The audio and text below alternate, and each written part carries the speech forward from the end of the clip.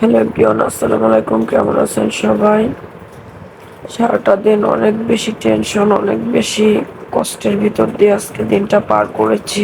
আসলে এর জন্য সারাদিন আজকে কোনো ভিডিও আপলোড করতে পারিনি। গতকালকে যে অ্যাক্সিডেন্টটা হয়েছিল আমার জামাইয়ের, তার আজকে অনেক বড় একটা মেজর একটা অপারেশন হয়েছে।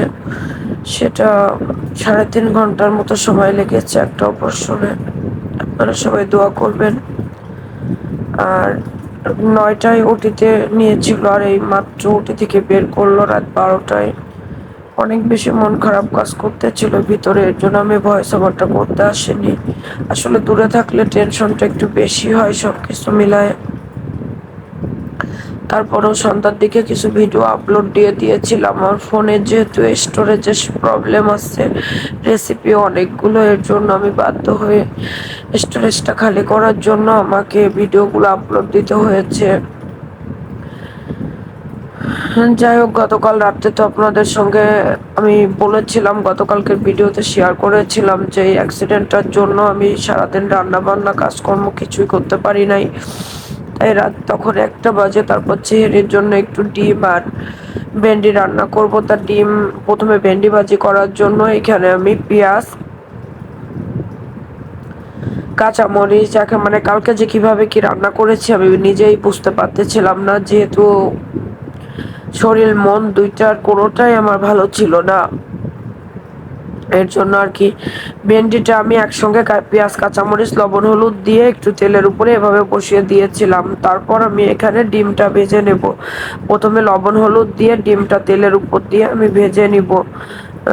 ডিমটা তেলের উপর দিয়ে লবণ হলুদ দিয়ে আমি ভেজে নিব। তারপরে আমি আলুগুলোকে ভেজে তুলে নেব। ডিম আলু তুলে নেওয়ার পর ডিম আলু তুলে নেওয়ার পরে তারপর আমি এখানে মশলা দিব। দেখেন আমার এই তরকারিটাতে অনেক বেশি তেল পড়ে গিয়েছিল। আসলে অনেক রাত্রে রান্না করতেছিলাম, শরীরটাও ভালো ছিল না, তারপরে মনটাও ভালো ছিল না। সবকিছু মিলায়ে তেলের পরিমাণটা এখানে আমার একটু বেশি পড়ে গিয়েছে। একটু একটু বেশি মানে অনেক বেশি হয়ে গিয়েছিল। আমার কাছে মনে হয়েছিল যে এটা মাংসের তরকারি আর কি, সেরকমটা। তারপরে কিছু করার ছিল না, যেহেতু আমি মশলা দিয়ে দিয়েছিলাম, তখন বুঝতে পারছি বিষয়টা। দেন এখানে আমি সব রকম মশলা দিয়ে এখন সুন্দরভাবে কষিয়ে নিব। সামান্য একটু পরিমাণ পানি দিয়ে আমি এখানে কষিয়ে নিব। কষিয়ে নেওয়ার পর তারপরে আমি ভেজে রাখা আলু আর ডিমগুলোকে এখানে দিয়ে দিব। আলু ডিমটা এখানে দিয়ে দেওয়ার পরে আমি আরো 10 মিনিটের মতো কষাবো। 10 মিনিটের মতো কষিয়ে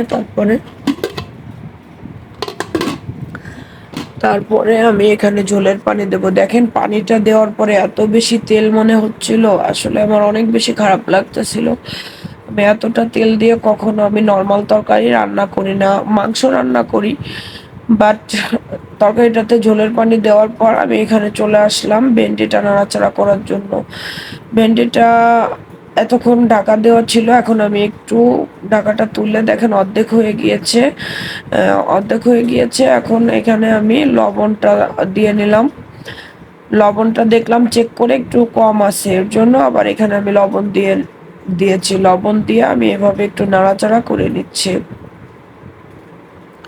এভাবে হালকা করে নাড়াচাড়া করবেন, কারণ ভেন্ডিটা যেহেতু একটু বিজল তরকারি আর কি, একটু জালে দেওয়ার পরে আর কি, কড়াইয়ে রান্নাটা দেওয়ার পরে একটু পিছলা ভাব হয়, এর জন্য